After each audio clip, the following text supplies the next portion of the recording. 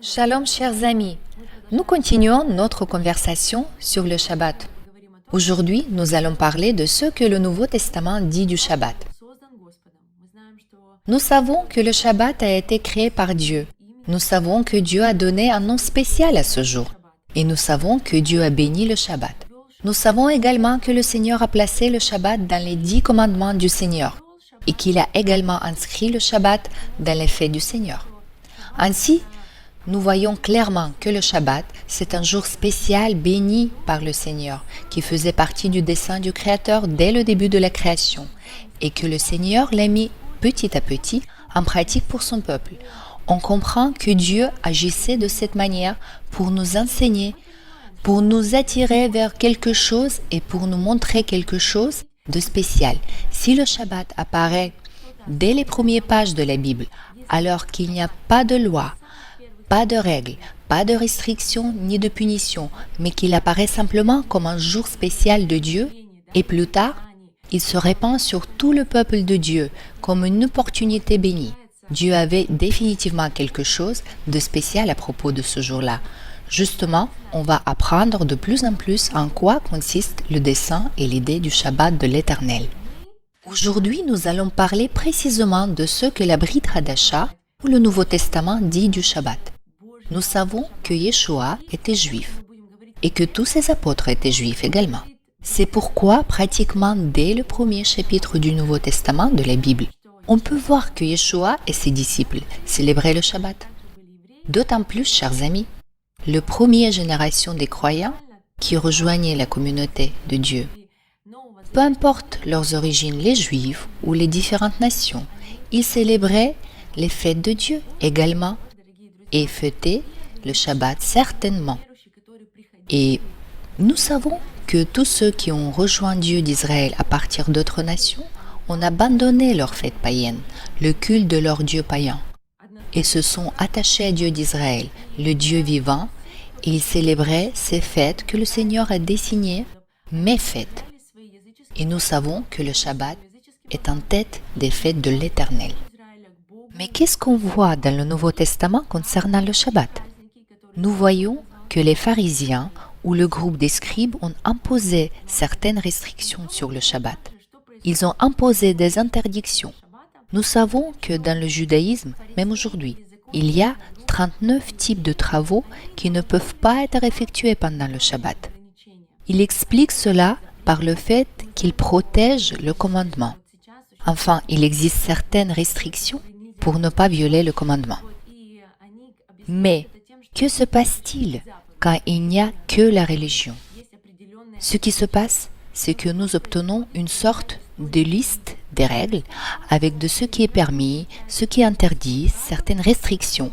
Et nous savons que tout esprit de religion tue la vie. Et nous voyons et nous savons que Dieu aime le Shabbat. Il y est inscrit une signification particulière. Oui, il l'a béni. Et donc, ce côté vivant, ce message vivant qui est dans le Shabbat a été tellement limité par l'esprit de religion et ses interdictions qu'il n'était plus possible de voir et de reconnaître l'idée principale du Shabbat que le Seigneur a mis en ce jour dès la création. Et qui est-ce qui nous aide à voir ce côté vivant du Shabbat dans le Nouveau Testament? Yeshua, bien sûr. Certainement par la façon dont il a traité le Shabbat et dont il a célébré. Et on sait que les pharisiens l'ont accusé disant que « Toi, tes disciples, vous violez le Shabbat, vous arrachez les épis, vous guérissez les malades le jour du Shabbat, vous faites des choses qui ne devraient pas être faites le Shabbat. Et de cette façon, vous violez tout ce qui appartient à l'Éternel. » Mais Dieu lui-même, Yeshua lui-même, il a célébré le Shabbat de manière à montrer ce que Dieu avait à l'esprit lorsqu'il nous donnait le Shabbat.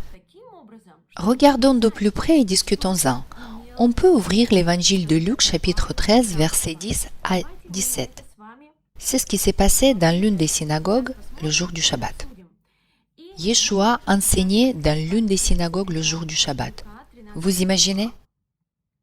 Et voici, il y avait là une femme possédée d'un esprit qui la rendit infirme depuis 18 ans.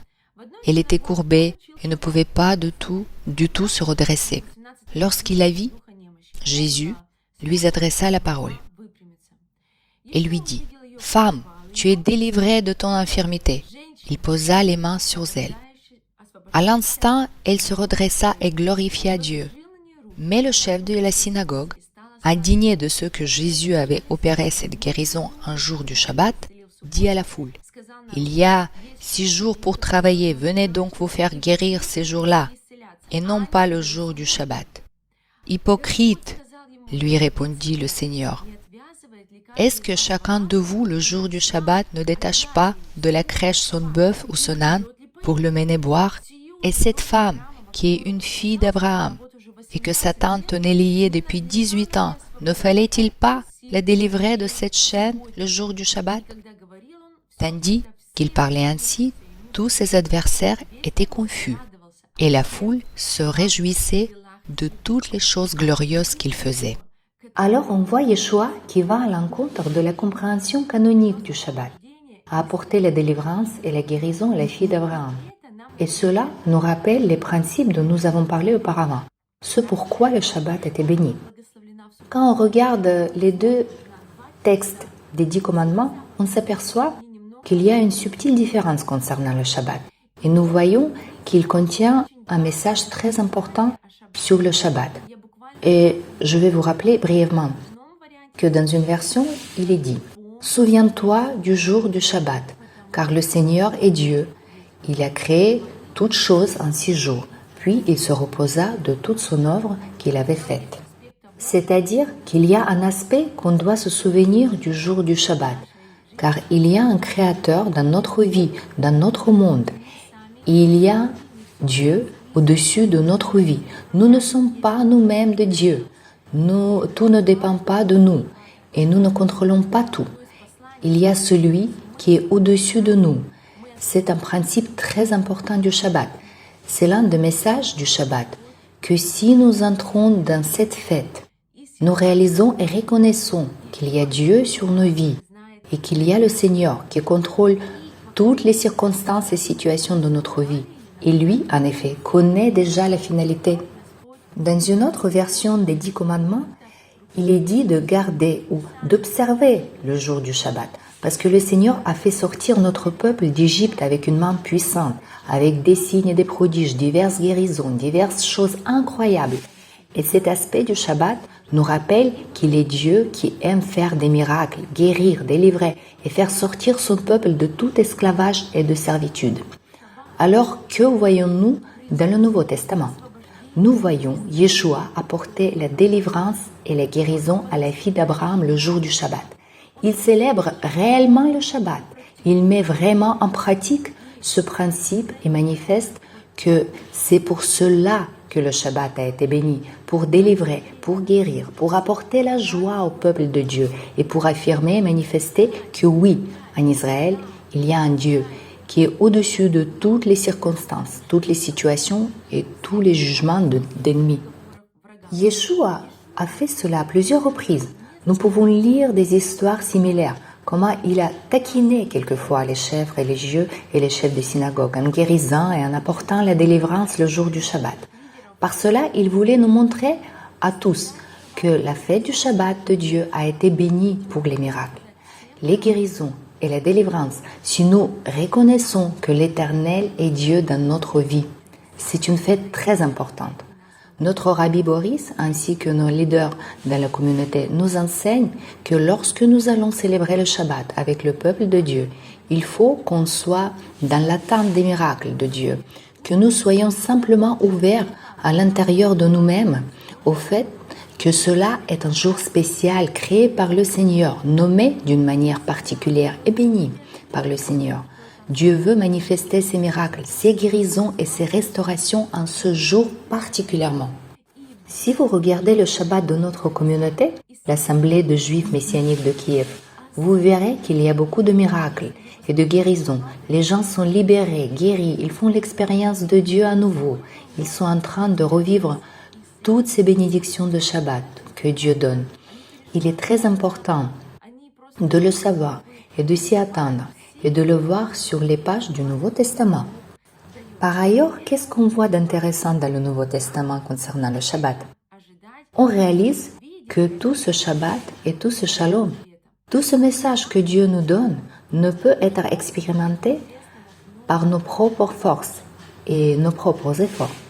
Tu ne peux pas obtenir toute cette paix, tout ce Shalom, disons simplement, toute cette grâce, toute cette bonté que le Seigneur a créée par toi-même.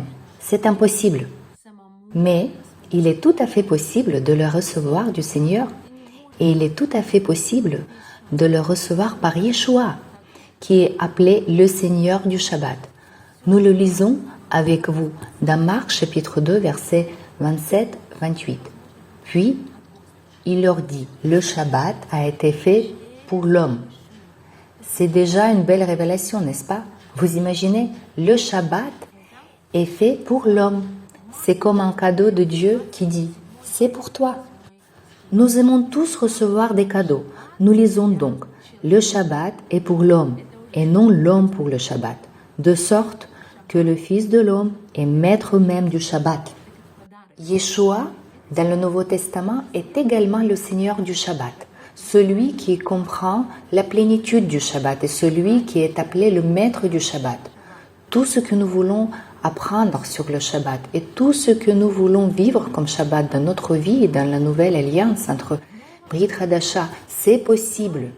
Tout cela n'est possible que par Yeshua, par le Seigneur du Shabbat, qui dès le début, même depuis la Genèse, depuis ses premiers jours de la création du monde, était à côté du Père, a vu ce que Dieu faisait et ce qu'il mettait dans chaque jour. Il a compris la plénitude du Shabbat. Et dans la nouvelle alliance, il reçoit une sorte de nouveaux titres et de nouveaux statuts. Et Dieu l'appelle Seigneur du Shabbat. En lui, en Yeshua, toute la plénitude concernant le Shabbat est révélée. Et aussi, que savons-nous d'autre qui nous soit intéressant de voir en Yeshua dans cette direction? C'est quelque chose qui a à voir avec Shalom. Beaucoup d'entre vous savent ce que ça veut dire Shalom. Et beaucoup de gens disent, eh bien, Shalom, c'est la paix. Oui, mais en fait, si nous regardons plus en profondeur, nous constatons que le concept même de Shalom est si large et englobant qu'il inclut beaucoup de concepts de ce type.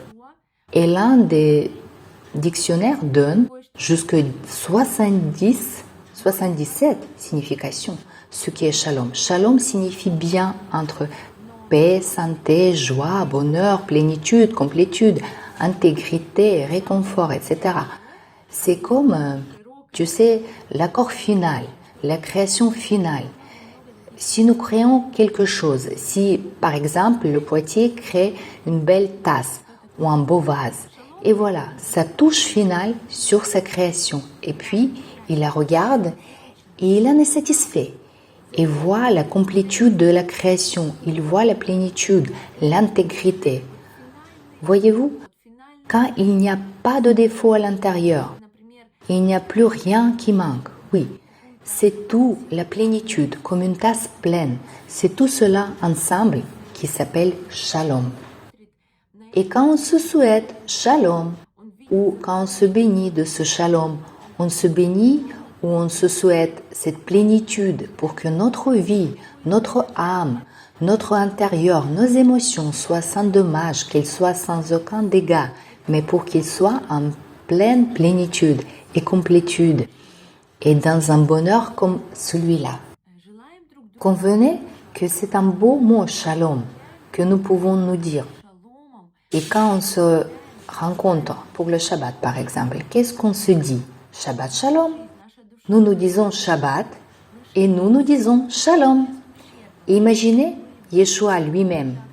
Il est le maître du Shabbat et il est aussi le prince de Shalom. Dans la version traduite, parfois c'est très difficile à voir, mais dans l'original c'est très facile à voir. Si vous et moi regardons, alors nous regardons Ésaïe chapitre 9, verset 6. Il y a une prophétie messianique à propos de Yeshua. Car un enfant nous est né, un fils nous est donné, et la domination reposera sur son épaule. On l'appellera admirable, conseiller, Dieu puissant, Père éternel, prince de la paix. Et dans l'original, nous lisons que ce n'est pas seulement prince de la paix, de l'univers, mais c'est prince du shalom. C'est le nom que le prophète Ésaïe prévoit pour lui, que Yeshua lui-même sera appelé le prince du shalom. Nous voyons qu'il est le Seigneur du Shabbat. Notre Yeshua, que nous aimons, est appelé le Seigneur du Shabbat. Mais cela devrait aussi nous pousser au fait qu'il y a quelque chose de spécial dans ce Shabbat. Et il est aussi appelé le prince du shalom. Tout ce shalom, toute cette intégrité dont nous avons besoin, toute cette paix et ce réconfort pour nous et pour nos âmes, le repos, toutes ces réponses, là où nous sentons que nous avons encore un défaut, une faille quelque part. Quelque part, notre coupe s'est ébréchée ou a donné une fissure et nous avons un besoin urgent de guérir tout cela. Il est le prince du shalom. Toute la plénitude, tout le shalom, c'est avec lui. Et nous savons que Yeshua, il a aussi dit à ses disciples, quand il les rencontrait ou quand il les quittait, « La paix soit avec vous, shalom soit avec vous. » Et il dit, « La paix, je vous la laisse, je vais au Père, mais je vous laisse shalom, cette plénitude. Je vous laisse la paix, je vous laisse cette plénitude et ce bien-être, et cette joie et ce bonheur. Je vous bénis avec ceci. » Tout cela se trouve dans notre Yeshua. Nous voyons comment il a célébré le Shabbat. Il a enseigné dans les synagogues le jour du Shabbat. Et dans ces synagogues, il a manifesté la valeur et l'essence du Shabbat pour apporter la délivrance au peuple de Dieu, pour affirmer le règne de Dieu dans nos vies et pour nous rappeler que nous avons un Seigneur au-dessus de nous, qui est plus grand que nos circonstances et qui sait sans équivoque comment tout va se terminer. Et il connaît déjà la fin. Il est impossible de vivre un véritable Shabbat sans le maître de Shabbat. Nous avons besoin de lui. Il nous révèle toute la plénitude et toute la beauté. Il est impossible de célébrer le Shabbat sans lui. Qu'est-ce qu'on voit d'autre? Nous voyons qu'après la mort et la résurrection de Yeshua, les croyants continuaient à célébrer le Shabbat. Et vous pouvez imaginer que cela a duré pendant les 5 premiers siècles. Et nous lisons par exemple dans les Actes chapitre 17, verset 2. Paul, selon sa coutume, entra chez eux et leur parla pendant 3 Shabbats des Écritures. Ou encore, Actes 18, 4 dit, Paul discourait dans la synagogue chaque Shabbat, et il persuadait des Juifs et des Grecs. Et les disciples, eux, ont continué à célébrer le Shabbat, à demeurer dans le Shabbat et à faire comprendre les vérités du Shabbat au peuple de Dieu. Qu'est-ce qu'il y a encore de très important à retirer du Nouveau Testament concernant le Shabbat? C'est écrit dans Hébreux chapitre 4, versets de 8 à 13. Il s'agit de Josué. Oui, Joshua ben Nun. Et il a mentionné que Josué a fait entrer le peuple dans la terre promise. Mais il a dit aussi, car si seulement Josué leur eût donné le repos, c'est ce repos et ce shalom dont nous parlons. Il ne parlerait pas après cela dans notre jour. Il y a donc un repos de Shabbat réservé au peuple de Dieu, car celui qui entre dans le repos de Dieu se repose de ses œuvres, comme Dieu se reposait des siens. Efforçons-nous donc d'entrer dans ce repos, afin que personne ne tombe en donnant le même exemple de désobéissance. C'est un passage très important des Écritures. Tout d'abord, il nous dit que le Shabbat est réservé pour le peuple de Dieu. Qu'est-ce que c'est le Shabbat? Le Shabbat est un état de cette confiance en Seigneur, un soulagement de notre course, de notre vanité, de nos affaires, des idées que nous devons faire quelque chose, courir, réaliser, prouver. Mais lorsque nous nous arrêtons et faisons confiance à Dieu dans la joie, la paix et la plénitude, c'est le Shabbat. Nous l'avons célébré et vécu un seul jour auparavant, le jour du Shabbat. Dieu l'a enseigné à son peuple dans l'Ancien Testament. Et dans le Nouveau Testament, Dieu l'a enseigné pour qu'il soit célébré et expérimenté un jour par semaine, 52 fois par an, en état d'arrêt, de confiance et de repos en Dieu. Mais le Shabbat, c'est quand nous prenons cet état et l'étirons pendant toute la semaine. Parce que le Shabbat n'est pas un seul jour, mais le Shabbat est l'état de nos cœurs, notre esprit, notre vie, nos émotions, nos pensées, oui, nos sentiments. Quand nous nous calmons, nous faisons confiance à notre Créateur. Nous nous réjouissons avec lui et nous partageons cette joie avec notre famille. Ainsi, lorsque nous retrouvons le vendredi pour le Shabbat, nous nous rappelons de cet arrêt, de la confiance en Dieu, de la joie, de toutes les vérités du Shabbat que nous avons déjà apprises. Puis, nous essayons et mettons en pratique le transfert de cet état plus loin jusqu'au dimanche, au lundi, au mardi, au mercredi, au jeudi et vendredi, et se recentrer de nouveau dans cette confiance et dans le repos avec le Seigneur. Alors, voyez-vous, la nouvelle alliance, la Brit Hadasha, a en quelque sorte placé la barre du Shabbat encore plus haut. D'une part, elle a éclairé la véritable signification du Shabbat de manière plus lumineuse à travers Yeshua, le Seigneur du Shabbat, qui a apporté la délivrance et la guérison le jour du Shabbat, qui a affirmé le règne de Dieu dans nos vies, qui n'a pas conduit vers le légalisme dans ce genre d'observance rigide du Shabbat et qui n'a pas fait du Shabbat un fardeau insupportable, mais qui a fait du Shabbat une occasion bénie de faire l'expérience de la grâce du Seigneur. Ainsi, le Nouveau Testament élève les critères plus haut en ce qu'il nous dit et en fait, il nous ordonne que le Shabbat est en demeure pour le peuple de Dieu. Nous devons le pratiquer tous les jours. Il est très important pour Dieu que chacun de nous apprenne à s'arrêter, apprenne à mettre de côté tous nos soucis, toutes nos affaires afin que nous venions à Dieu avec un cœur joyeux et que nous prenions plaisir simplement de sa présence et que nous soyons ensemble avec lui.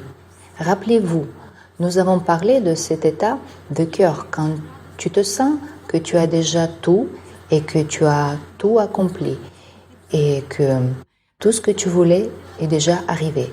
Ce sentiment de plénitude, il est important que nous appliquions cette pratique tout au long de notre semaine et dans chaque jour, chaque mois et chaque année et que nous vivions dans l'état de Shabbat, tout le temps. Et ainsi, le Shabbat demeure pour le peuple de Dieu. C'est important pour Dieu. C'est un signe pour lui que nous avons confiance en lui. Et voici le verset suivant, que j'aime beaucoup aussi, et qui est très, très important. Efforçons-nous donc d'entrer dans ce repos, de peur que quelqu'un ne tombe dans la désobéissance par le même exemple. Et vous savez, comment peut-on comprendre ces mots, s'efforcer d'entrer dans ce repos? Ce mot, s'efforcer, faire des efforts. Eh bien, j'ai essayé et j'ai réussi. C'est ça, oui. Ou j'ai échoué. Eh bien, je fais de mon mieux. Oui, oui. Mais dans l'original, ce mot a une couleur différente. Il nous montre une action plus active que ça. Et il dit que nous devons courir, nous devons nous efforcer d'atteindre l'objectif. Nous devons aller jusqu'au bout. Et vous savez, lorsque nous courons ou lorsque nous nous concentrons sur quelque chose, nous y pensons, nous le fixons comme notre objectif. Nous nous efforçons de l'atteindre. Nous l'atteignons. Nous y courons et c'est ça notre but. Où nous voulons accéder. C'est le mot utilisé ici, s'efforcer. Courons donc, efforçons-nous, atteignons afin d'entrer dans ce repos. Vous rendez-vous compte à quel point c'est important? Si cela nous est dit comme un commandement, même dans le livre juif messianique, que nous devrons nous efforcer d'entrer dans ce repos, dans ce Shabbat, chaque jour. Donc notre objectif devrait être d'entraîner notre âme, nos émotions, nos sentiments à entrer dans un état de paix et de repos et de confiance en notre Seigneur. Efforçons-nous donc d'entrer dans ce repos de peur que quelqu'un ne tombe dans la désobéissance par le même exemple. En d'autres termes, c'est comme une balance équilibrée. D'une part, nous avons le Shabbat, l'état de Shabbat chaque jour, et le commandement de nous efforcer d'y entrer. C'est un côté de l'échelle. Et de l'autre côté de l'échelle, la désobéissance. Qu'est-ce que la désobéissance? La désobéissance est notre orgueil, notre appréhension de toute chose, notre façon de la voir, de la comprendre, de la vouloir, de réaliser quelque chose ou d'avoir nécessairement quelque chose dans notre vie. Voilà. La désobéissance est tout ce qui est contraire à la volonté de Dieu. Et la volonté de Dieu pour nous est de vivre dans son shalom, de vivre dans sa paix, d'expérimenter sa bénédiction chaque jour, de voir Yeshua comme le Seigneur du Shabbat, comme le Prince du Shalom, qui a tout pour nous. Et vous savez, juste en tirant des conclusions ou en résumant notre conversation, que pouvons-nous voir? Que le Shabbat a été créé par Dieu, que Dieu l'a béni, que Dieu demeure dans le Shabbat, que c'est à partir de cet état de repos qu'il poursuit ses actions. C'est ce qu'il veut enseigner à son peuple. Il a apporté le premier Shabbat au peuple de Dieu et le leur a offert lorsqu'ils étaient dans le désert, dans les circonstances difficiles. Ils fuyaient l'Égypte. Ils étaient poursuivis par leurs ennemis. Ils étaient privés de confort. Ils ne savaient pas ce qui se passerait demain. Et Dieu leur a offert le Shabbat, un cadre divin et un rappel que je suis le Seigneur. Je connais vos circonstances. Je connais vos situations. Je sais qui vous fait mal, ce qui vous fait mal. Je suis le Seigneur du Shabbat. Je suis celui qui veut vous faire sortir de toute servitude par des miracles et des prodiges. Dieu a entraîné son peuple à demeurer dans le Shabbat tout au long de l'Ancien Testament, au moins une fois par semaine, comme une loi. Mais lorsque Brit Hadasha est arrivé et que le Seigneur du Shabbat est apparu, il nous a apporté la véritable nature du Shabbat, nous l'a révélé et a dit que le Shabbat demeure pour le peuple de Dieu. Nous avons besoin du jour de Shabbat pour que nous puissions le pratiquer tous les jours, pour que nous apprenions à le pratiquer ici, pour que nous entraînions notre âme à s'arrêter, à lever les yeux, à avoir confiance en lui. Après avoir expérimenté tout cela, comment pouvons-nous dire que le Shabbat est la loi? Certainement pas. Le Shabbat est une merveilleuse occasion pratique de former nos âmes, nos émotions et nos sentiments. Nous avons déjà parlé du fait que le Shabbat est une fête très familiale. Il a été créé en quelque sorte pour la famille. Il apporte une bénédiction à la famille. Et c'est aussi une merveilleuse occasion d'inviter nos amis, nos croyants, nos parents, nos voisins, les juifs et les non-juifs, à venir ensemble dans notre maison, à célébrer le Shabbat ensemble, à expérimenter les vérités sur Dieu et à attendre que Dieu nous touche, à prier pour les besoins de chacun et à se bénir mutuellement ce soir-là.